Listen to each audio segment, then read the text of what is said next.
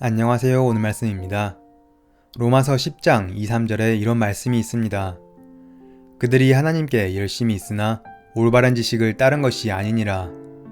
하나님의 의를 모르고 자기 의를 세우려고 힘써 하나님의 의에 복종하지 아니하였느니라. 우리는 열심을 좋은 것으로 생각합니다. 물론 우리의 삶과 사역에는 열심이 필요합니다. 그러나 성경은 그 열심이 주님의 마음을 기쁘게 하기보다는 주님의 마음을 어렵게 할 수도 있다고 말합니다. 주님의 마음을 알지 못한 채 열심만 있으면 주님의 의를 드러내기보다는 도리어 자기 의를 드러내기 때문입니다. 그래서 결국 열심보다 더 중요한 것은 주님의 마음을 알고 행하는 순종입니다. 많은 성도가 예수님을 위한다면서 예수님과의 교제는 소홀히 하며 여러 가지 일들로 분주합니다. 마르다는 예수님을 대접하기 위해 열심히 일했습니다. 그러나 주님과 교제는 소홀히 했습니다. 주님과의 교제를 소홀히 했을 때 그의 열심에서 드러난 것은 오히려 강한 자아였습니다. 예수님을 위한다고 했지만 동생에게 불평하고 예수님의 마음을 불편하게 만들었습니다. 교회 일을 하다 보면 교인들 간에 이런저런 시험이 들 때가 있습니다. 주님과의 교제는 소홀히 한 채 일에만 집중하기 때문입니다. 초대교회에서도 같은 문제가 있었습니다. 초대교회는 구제하는 일로 시험에 빠졌습니다. 구제의 문제로 헬라파 유대인들과 히브리파 유대인들 사이에 갈등이 생긴 것입니다. 구제와 봉사는 교회를 향한 주님의 뜻입니다. 그러나 구제하는 일, 봉사하는 일에만 얽매여 주님과의 교제를 소홀히 하자 구제와 봉사는 곧 시험거리가 되고 말았습니다. 그것은 초대교회를 무너뜨리려는 사탄의 큰 공격이었습니다.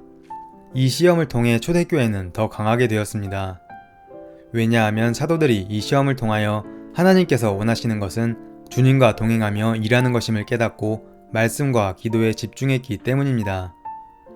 역대상 13장에 보면 여호와의 법궤를 예루살렘 성으로 옮겨오려는 다윗의 열심이 대단했습니다. 그러나 그 일은 실패하고 말았습니다. 법궤를 옮기고자 하는 열심만 있었지 법궤를 옮길 때 반드시 지켜야 하는 하나님의 말씀은 잘 몰랐기 때문입니다. 법궤를 옮길 수 있는 사람은 레위지파의 고앗 자손들로 한정되어 있었고 법궤를 운반할 때는 반드시 어깨에 메고 운반해야 합니다. 그러나 다윗은 열심히 앞선 나머지 하나님께서 정해놓으신 방법을 따르지 않았던 것입니다. 이처럼 하나님의 계획은 잘 모르고 열심만 있는 경우 오히려 큰 시험을 가져올 수 있습니다. 그런데 왜 우리는 주님과 교제하고 주님의 음성 듣는 것을 소홀히 할까요? 그것은 우리와 함께 하시는 예수님을 알지 못하기 때문입니다. 복음의 핵심은 예수님의 십자가와 부활입니다. 예수님께서는 십자가에서 죽으심으로 우리 죄 문제를 해결하시고 부활 승천하셨습니다. 그 예수님께서 성령으로 모든 믿는 자에게 오셨습니다. 중요한 것은 자신 안에 계신 예수님과 인격적으로 동행하는가 하는 것입니다. 이것은 곧 우리의 신앙생활이 건강한지 병들었는지를 가늠할 수 있는 열쇠입니다. 만약 여러분이 선교사로 파송받아 혼자 타지로 가게 되었다고 한다면 마음이 어떨 것 같은가요? 아마 두려움이 생길 것입니다. 그러나 주변의 부모나 형제 또는 교우들과 함께 간다면 가볼만 하다는 생각이 들지 않을까요? 두려움과 걱정은 혼자 간다고 생각하기 때문에 생기는 것입니다.